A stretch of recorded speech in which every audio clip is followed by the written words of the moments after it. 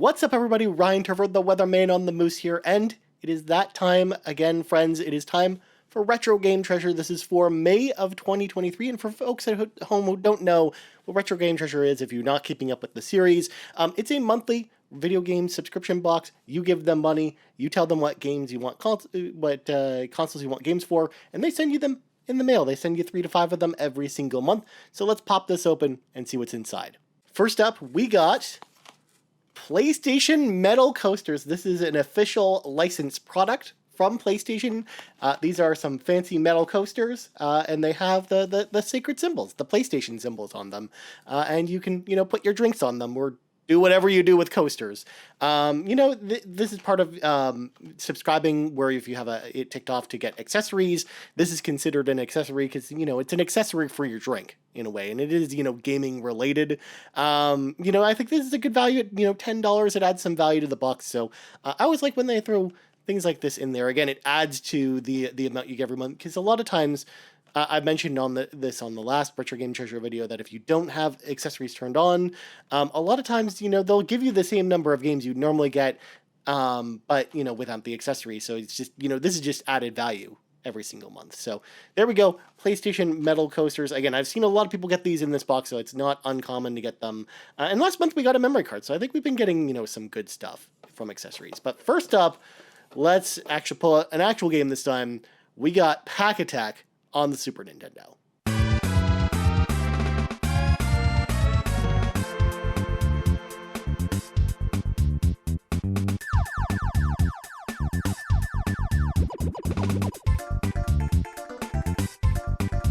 Now, this was actually my first time checking out Pack Attack, because I had never played this game before actually getting it in this box. And it's actually a puzzle game, kind of similar to, Tetris or Columns or Puyo Puyo. But, the goal is to not necessarily make lines, but to, line up all the ghosts in a specific way. So then Pac-Man goes and eats the ghost in a line.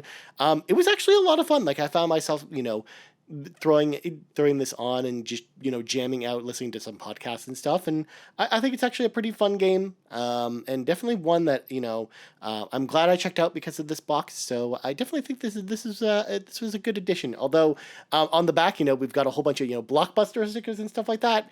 I'm not going to try and peel these off or anything like that. And like, you could probably get them off with, Goo Gone or something like that.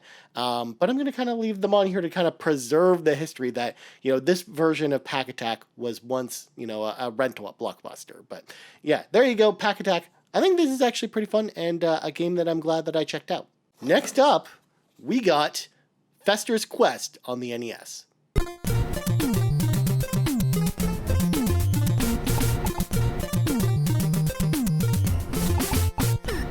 Now, Festers Quest is a game that I've heard a lot about. I've seen, the Angry Video Game Nerd video about it. I've seen people talking about this game for years and how terrible the game is. But you know what? I actually had some fun with this game. First of all, it's a Sunsoft game, and Sunsoft back on the NES put out a lot of really good games, and they were also known for really fantastic music in their games. And the soundtrack for this game is really awesome. I actually really like the music in Festers Quest. You're starting out as Uncle Fester from the Addams Family, because this is a licensed game, and he's kind of relaxing on his porch before, aliens kind of just take over the neighborhood. And, there are some frustrating things about this game, because as you upgrade your weapon with Fester, because he has like this ray gun, I guess, that he got from somewhere, the gun that he uses shoots in a straight line for the first couple levels of it, but if you upgrade your gun too much, it shoots in this circular motion, and it's more powerful, which again is what you want as far as the power level is concerned, to take down some of the enemies that take a lot of hits. But the downside is there are certain areas, like you'll see in this footage here, where I'm going down this alley, and these aliens are coming towards me, and I can't even hit them because the gun doesn't shoot in a straight line, because it just hits the walls of the alley. So I'm basically powerless to do anything, and then I run away from them to kind of bait them out into an area where I can kill them, and then I go back and they're there again, because it has respawning enemies, because it's an NES game, of course it does. So it's one of those things where I do think there's a really, really good game here. But I think it's just okay, but I don't think it's nearly as bad as other people say it is.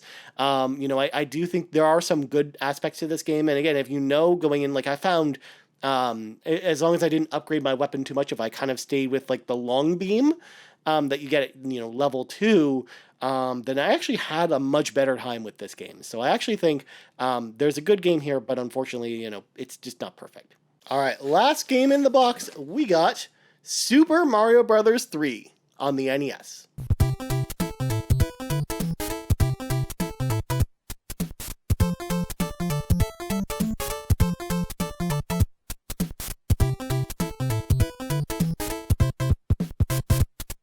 All right, now I know you, dear viewer, probably, shouting at the screen, being like, Ryan, how the heck do you not own a copy of Super Mario Bros. 3 before? Like, why? How is this a brand new thing? Is this a duplicate? No, this is not a duplicate.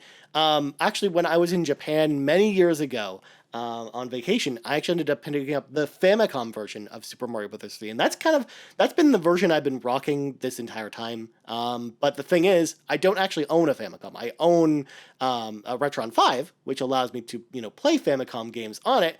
But if I wanted to play Super Mario Bros. 3 the way I think it was meant to be played on an original NES with the NES controller, I needed the NES version of the game. So I still think the box art, I still kind of prefer it on the Famicom version, but I put this on my wish list with Retro Game Treasure because I wanted a copy of this game, because I don't see it that often at my local game store, and a lot of times the eBay prices are kind of out of control for this one sometimes. So I wanted to see if we could get it in this box, and lo and behold, that our friends at Retro Game Treasure definitely hooked us up, and this game isn't cheap. I mean, if you go on pricecharting.com and look at the prices, like, this is going for usually about $30 Canadian, which again, when you consider the price I'm paying for the box itself, this almost paid for the entire box itself, let alone the fact that, Pack Attack and Festers Quest also aren't cheap games, plus the coasters. Like, I'm actually over the value I actually paid for the box this month as far as, financial value is concerned. And honestly, I'm just happy to have this in this collection. Seeing this yellow label with Mario flying on it just brings back all the feels, and I'm excited to pop this in my NES and actually play it there, and actually just having more than just the Famicom version to work with. So now I have both, and Super Mario Bros. 3. It's one of my all-time favorite games. It's definitely my favorite Mario game. So I definitely having a NES copy is pretty awesome. I'm so happy to have it. So overall, what did I think about May 2023's Retro Game Treasure box for Ryan Turford? Because again, these boxes are not, the same boxes they send to everyone. It is just, tailored to each individual user that signs up for the service. Honestly, I think this month's box was a slam dunk. Yes, there were 3 games as opposed to 5, but honestly, I'd rather have 3 really good games than 5 games that I'm not going to really be into.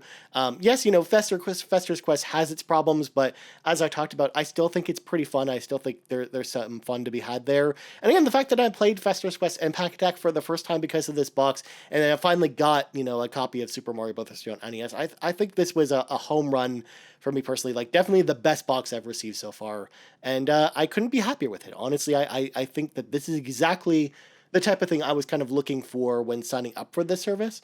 And also, we've kind of hit the 3-month mark of the trial period, I would say, of us kind of doing Retro Game Treasure, and I think I'm going to continue to stay subscribed. I was deciding, and humming and hawing between, whether or not to stay with the service after 3 months. But I think every single box has been really good. Like, even last month where I had Highlight, which, was not working, I still think even without that, like discounting that, I still think it was a good box too. So I think all 3 boxes I've gotten have been really good, and I think I'm going to continue to stay with the service, and you're going to continue to see more of these videos on the channel. Plus, it seems like people really like to watch these videos. So huge thank you to everyone who's been checking out these videos. Well, anyways, that's going to do it for my review of Retro Game Treasure for May of 2023. Let me know in the comments below what your favorite games from this box are, or, am I wrong about Festers Quest? I want to hear from you in the comments below. As for me, you can find me on Twitter at Ryan Turford, and you also find us on Twitter at Carpool Gaming, and right here, youtube.com/Carpool Gaming. Anyways, I'm Ryan Turford. This has been Retro Game Treasure for May 2023, and I'm out.